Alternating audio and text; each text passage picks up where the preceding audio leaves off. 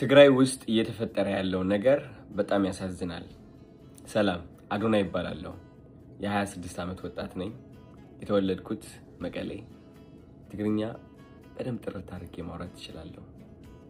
ከትግራይ ጋር ለየት ያለ ግንኙነት አለኝ። የመጣሁበት የሚያኮራኝ ወጣት ነኝ። የመጣሁበት የማድረሳ ወጣት ነኝ።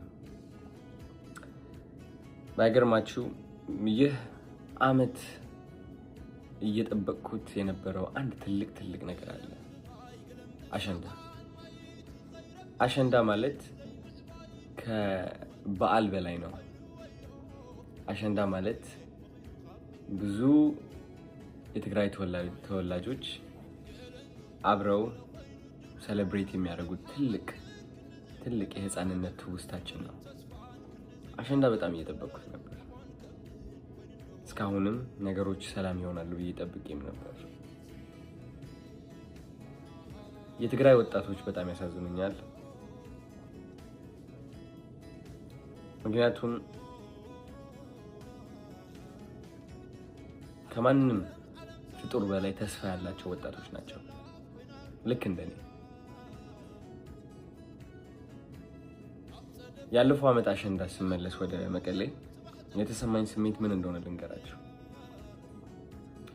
አብዛኛው ወጣት ምን ያህል እየሞከረ እንዳለ፣ ምን ያህል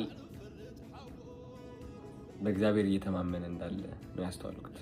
ምን ያህል ተስፋ እንዳለው። የእነዚህ ወጣቶች ተስፋ ግን ባጭሩ እየተቋጨ ይገኛል። ብዙዎቻችሁ ሰምታችሁ ይሆናል አሁን እየተፈጠረ ያለው ነገር ትግራይ ውስጥ። በጣም አዝኛለሁ። አሸንዳ አንድ ወር ቀርቶት እኔ የጠበቅኩት ትግራይን ከፍ ማድረግ አለብኝ፣ ወጣቱን ማነቃቃት አለብኝ ነበር። ግን በዚህ ሰዓት እንደዚህ አይነት ነገር ያጋጥመኛል ብዬ አላሰብኩኝም። ከብዶኛል ለራሴ። እነዚህ ወጣቶች ያለቻቸው ጥቂት ተስፋ ይዘው ለመጓዝ እየሞከሩ እያለ አሁን እየተፈጠረ ያለው ነገር ግን ተስፋቸውን በአጠቃላይ የሚቋጭ ነው።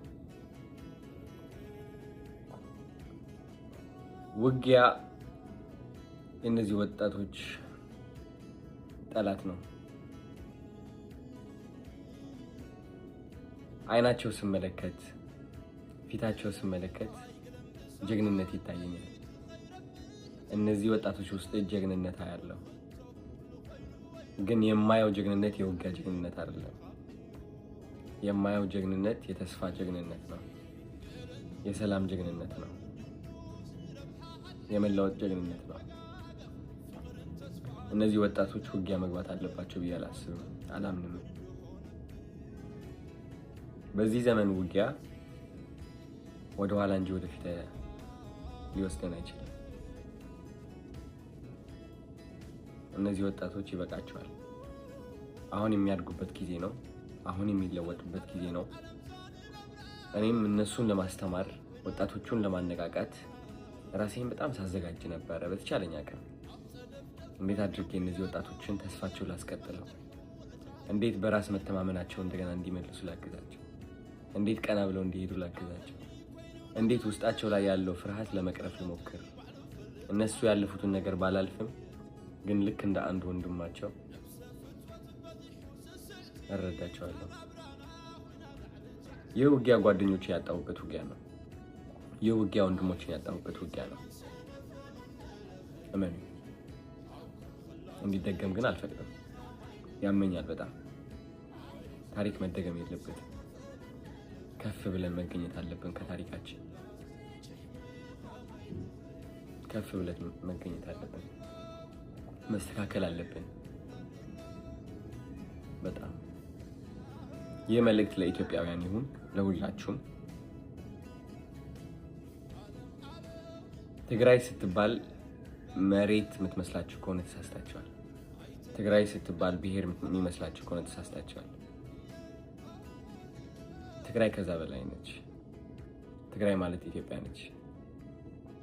ኢትዮጵያ ማለት ደግሞ ድንበር አይደለችም። ኢትዮጵያ ማለት ብሔር አይደለችም።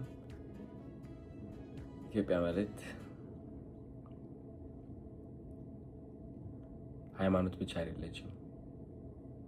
ኢትዮጵያ ፍቅር ነች። ኢትዮጵያ መከባበር ነች። ኢትዮጵያ አንድነት ነች።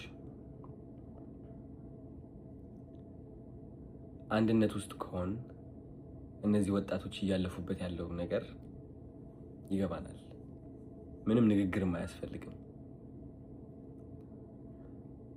እንረዳቸው፣ እናግዛቸው፣ እንቁምላቸው። ሰዎች ናቸው። ስለዚህ ሁላችንም አብረን ለሰላም መቆም አለብን።